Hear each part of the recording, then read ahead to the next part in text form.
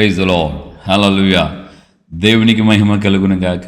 క్రీస్తునందు నా ప్రియమైన దేవుని బిడ్డలని మీ అందరికీ ఇది కాలపు శుభములు తెలియచేస్తున్నాను.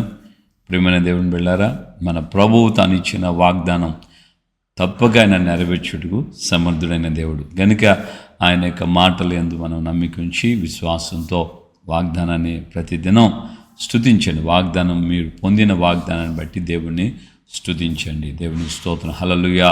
సో మన కర్మెల్ రివైవల్ మినిస్ట్రీస్కి దేవుడు అనుగ్రహించిన వాగ్దానం మీకు జ్ఞాపకం ఉందా?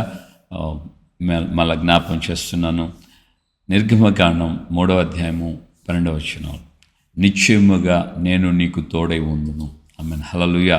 సో ఈ వాగ్దానం మనము మొదటి రోజే విన్నాం కనుక మీరు ఈ వాగ్దానాన్ని దేవుని సన్నిధిలో జ్ఞాపకం చేసుకుంటూ మీరు మీ వ్యక్తిగత జీవితాల్లో, ఒకవేళ మీ సంఘాలలో కానీ వ్యక్తిగత జీవితాల్లో కానీ మీరు పొంది ఉన్నటువంటి ఆ వాగ్దానాన్ని దేవుని సన్నిధిలో మీరు స్తుతించండి. దేవానికి స్తోత్రం, ఈ వాగ్దానం నా ఎడల చేసావు, ఈ వాగ్దానం నెరవేర్చండి అంటూ దేవుని స్తుతించండి. దేవుని స్తోత్రం, హల్లెలూయా.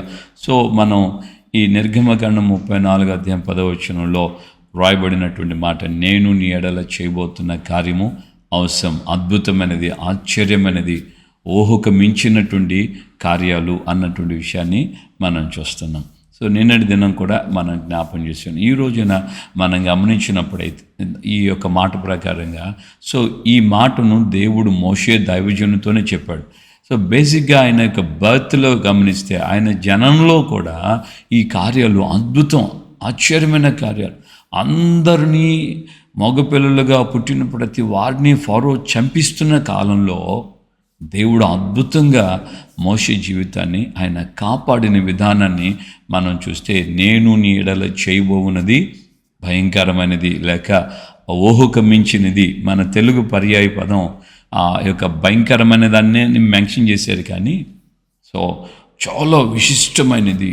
సో ఇది నార్మల్గా జరిగేది కాదు అనేది దాని అర్థం.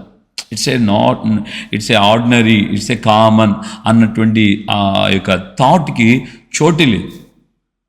There is no place to think like about it's a common thing, it's a common అనే దానికి అక్కడెక్కడ కూడా మనం ఆ స్థితిని గమనించలేం. పుట్టిన ప్రతి బిడ్డ, మగబిడ్డ అయితే పీటల మీదే కాన్పు చేస్తున్నటువంటి సమయంలో మంత్రసానులకే చెప్పేశాడు ఫరో, మగబిడ్డను చూస్తే అక్కడికక్కడ చంపేసేయండి అని. అలాంటి ఆర్డర్స్ ఆ రోజుల్లో ఉన్నాయి. ఆ విధమైనటువంటి స్థితిలో మగబిడ్డలు పుట్టుతున్నటువంటి సమయంలో, చంపబడుతున్నటువంటి వేళలో దేవుని బిడ్డలారా, దేవుడు మోషే జీవితాన్ని అద్భుతంగా కాపాడాడు. 3 నెలలు ఆ తల్లి బిడ్డని ఎంతగా కాపాడిందో ఆలోచించండి. ఎవరికి అంటే సాధారణంగా ఆ యొక్క ఐగుప్తు యొక్క ప్రజలు, సైన్యము ఇళ్లలో తిరుగుతూనే ఉంటారు. శబ్దం వినబడింది అనుకో, ఏ బిడ్డ అని వచ్చి చూడడానికి వాళ్ళకి అధికారం ఉంది, ఎవడు ఆపడానికి వీల్లేదు. కానీ ఆ 3 నెలలు బిడ్డ ఈ శిశువుగా ఉన్న మోషే ఎక్కడ ఏడ్చినట్టుగానో లేకుంటే ఏడుపుని బట్టి ఎవరో వచ్చినట్లుగా గానో ఎక్కడ కూడా రాయబడలేదు. బహుశా ఏడవకుండా అయితే ఉండడు కదా, బిడ్డ కాబట్టి, చంటి బిడ్డ కాబట్టి ఏడుస్తూ ఉంటాడు. ఏడుస్తున్నప్పుడల్లా కూడా ఆ బిడ్డ యొక్క స్వరం శత్రువుల యొక్క చెవులలో పడనివ్వకుండా దేవుడు ఆ యొక్క ప్రాంగణాలకి, వాళ్ళు ఉన్న ఆ యొక్క గుడారాల దగ్గరికి రానికుండా కాపాడాడేమో. అద్భుతం, ఆశ్చర్యం.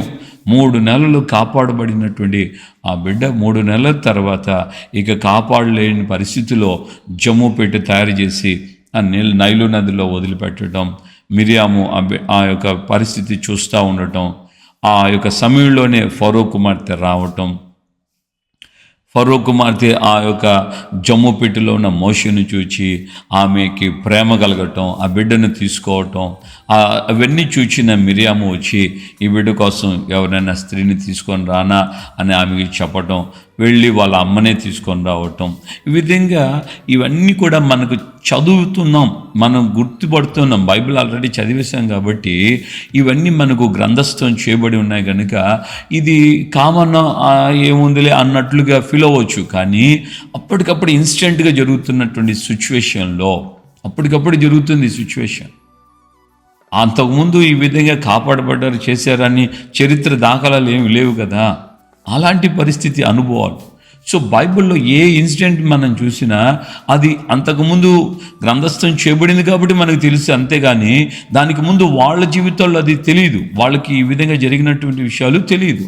కనుక మన జీవితంలో మనం ఎప్పుడైతే దేవుని వాక్యాన్ని వింటున్నామో అది గ్రంథస్థం చేయబడింది అన్న కోణంలో కాకుండా, ఓకే ఇప్పుడు జరుగుతుంది, ఇప్పుడు నేను ఈ విషయం గురించి వింటున్నాను అన్నప్పుడు నిజంగా ఆ విషయాలు, ఆ వాక్యాలు అద్భుతంగా ఉంటాయి, ఆశ్చర్యంగా ఉంటాయి, ఓహోకి మించిన కార్యాలుగా ఉంటాయి. దేవునికి స్తోత్రం, హల్లెలూయా. కనుక నీ వ్యక్తిగత జీవితంలో నీవు గుర్తించాల్సినటువంటి ఈ మాట ఏంటంటే, మోషే జననం, మోషే యొక్క సంరక్షణ. 3 నెలలు తల్లి దగ్గర ఉన్నాడు మోషే. ఆ తర్వాత పెంచబడ్డానికి అర్హుడిగా ఎదగడానికి వీలయ్యే రీతిలో ఆ యొక్క పూర్ణ అధికారముతో మోషే ఎదుగుదలను మనం చూస్తున్నాం. ఫరో కుమారుడుగా ఆయన పెంచబడుతున్నాడు. ఇప్పుడు ఫరో కుమార్తెగా మోషే మళ్ళా ఆ ఇంట్లోకి ప్రవేశించాడు. ఇప్పుడు ఏ సైనికుడైనా, ఏ యొక్క ఐగుప్తుడైనా వచ్చి ఇతడు ఎవడు అని అడిగితే ఇతడు ఫరో కుమారుడుగా పెంచబడుతున్నాడు అని చెప్పబడి ఆ యొక్క అర్హత, అదే సమయంలో ఆ యొక్క బిడ్డ జీవితం ఏ విషయంలో కూడా లోటు లేకుండా ఒకవైపు తల్లి పాలుతోనే పెంచబడుతున్నాడు, మరోవైపున తల్లి పెంచిన దానికి ఆ యొక్క ఫరో కుమార్తె ద్వారా కూడా జీతం అనుగ్రహించబడుతుంది. హల్లెలూయా. ఎంత గొప్ప దేవుడు, ఎంత గొప్ప ఆశ్చర్యమైన కార్యాలు.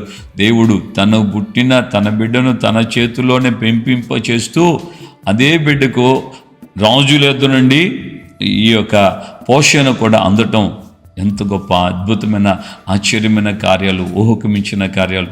నీ జీవితంలో కూడా నువ్వు అనుకోవచ్చు, నేను సాధారణమైన వ్యక్తిని, నా బ్రతికేంది, నా కర్మ, నా జీవితం ఇది అన్నట్లుగా నువ్వు అనుకుంటున్నావేమో. కానే కాదు, దేవుడు నిశ్చయముగా నీ ఎడల ఉన్నతమైనటువంటి ప్రణాళికలు కలిగి ఉన్నాడు. నీ యొక్క బాల్యము నుండి ఇప్పటి వరకు దేవుడు నీ కోసం ఏ విధాలుగా, ఏ విషయాల్లో, ఏ మార్గాల్లో నేను నడిపించాడో ఒక్కసారి నువ్వు పరిశీలిస్తే దేవుని యొక్క ఆ ఉన్నతమైన ప్రణాళిక నీకు తప్పక అర్థమవుతుంది. కనుక దేవుని యొక్క సన్నిధిలో ఈ మాటను నువ్వు ధ్యానించు. దేవుని వాక్యాల్లో ధ్యానిస్తూ ఉంటే నేను నీ ఎడల చేయబోయే కార్యము ఆశ్చర్యమైనది, ఊహకు మించినది, అవసరం. సో ఆ విధమైనటువంటి ఆ కార్యాల గురించి దేవునికి కృతజ్ఞతాస్తుతి చెల్లిస్తూ ప్రార్థనలో మనం ఏకీభవించాం. దేవుని అడుగు, ప్రభువా నా జననం ఒక అద్భుతమే. దావీదురాజు అంటాడు కదా, నీవు నన్ను కలుగు చేసిన విధమును చూడగా నాకు భయమును ఆశ్చర్యమును కలుగుతున్నాయి. ఎక్కడ మనం తల్లి గర్భం, ఎక్కడ మన జీవితం, మన పరిస్థితులు ఏంటి? ఎంత చిన్న పిండము, ఆ పిండము ఎదగటం, సంపూర్ణ ఆరోగ్యమైనటువంటి బిడ్డగా ఎదగటం, ఏ లోటు లేకుండా, ఏ యొక్క లోపం లేకుండా మన తల్లి గర్భంలోండి ఉద్భవింపచేయబడటం. ఈ రోజుల్లో అన్ని టెక్నాలజీస్ ఉన్నాయి. బిడ్డ ప్రసవం కాలేదంటే ఆపరేషన్ చేసి తీసేస్తున్నారు. ఒకానొకప్పుడు పూర్వపు కాలంలో నా తల్లి గర్భం నుండి నన్ను ఉద్భవింపచేసిన వాడు నీవే అంటూ 71వ కీర్తనలో దావీదురాజు చెప్తున్నాడు. కనుక దేవుడు మనల్ని అద్భుతంగా, ఆశ్చర్యరీతిగా దేవుడు మనల్ని జన్మింపచేశాడు. మనం కాపాడబడుతున్నాం. మన జీవితాల్లో ఆశీర్వాదకరంగా, దీవెనకరంగా ఉన్నాయి. కనుక దేవునికి నువ్వు చెప్పు కృతజ్ఞత, అయ్యా నా ఎడల నువ్వు చేసినది అద్భుతమైనది, ఊహకు మించిన కార్యాలు అని మనం కృతజ్ఞత చెల్లిస్తూ దేవుని నామాన్ని కనపరుద్దాం. ప్రార్థన చేసుకుందాం. ప్రేమగల తండ్రి, మీకు వందనాలు. మా యొక్క జీవితాలను ప్రేమించి మీరు ఈ దినం కూడా మాతో మాట్లాడిన విధానాలు బట్టి మీకు స్తోత్రాలు. కృపయు సన్నిధి సమాధానం మాకు తోడుగా ఉంచి, అయ్యా మా జననం నాయన, మా ఎదుగుదల అయ్యా ఏ విధంగా జరిగాయో, ఏ విధంగా ఉన్నాయో అయ్యా పితృడైనటువంటి మోషే జీవితాన్ని మీరు జ్ఞాపకం చేసి, అయ్యా మా జీవితంలో కూడా మమ్మల్ని మేము పరిశీలించుకోవడానికి మాకు మీరు ఇచ్చిన ఇట్టి కృపకై స్తోత్రాలు. నిజమే, మా జీవితంలో మాతో పాటు పుట్టిన వాళ్ళు ఈ రోజున కొంతమంది లేరయ్యా. మాతో పాటు జన్మించినటువంటి వారి జీవితాలు మాకు కలిగిన ఈ స్థితి వాళ్ళకి లేకుండా పోయింది.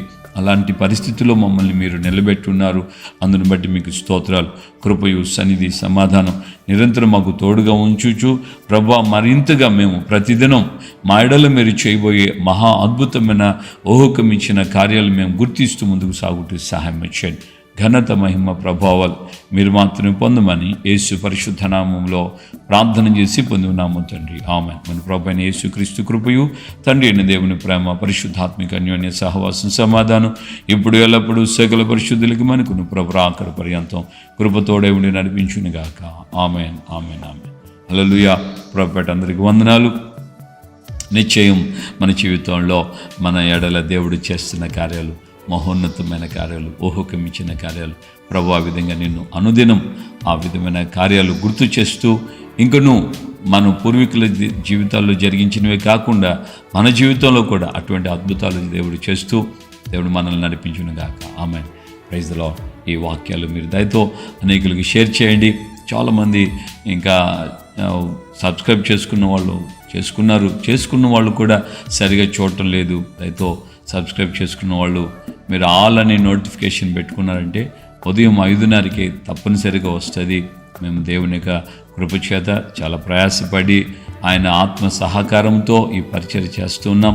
కనుక మేము డబ్బులు ఆపేక్షతో మేము ఈ పరిచర్య చేయట్లేదు, కానీ మీరు అనేకులు దేవుని యొక్క వాక్యాన్ని వింటూ బలపడాలని, ఆయన రాకడికి రాజ్యానికి మనం సిద్ధపడాలని ఈ పరిచర్య చేస్తున్నాం. ప్రభు యొక్క పరిచర్యలో మాతో సహభాగస్తులు కావాలని ప్రేమతో కోరుకుంటున్నాం. విని మీరు లైక్ చేసి మీ అనుభవాన్ని, మీ కామెంట్ని చేయండి.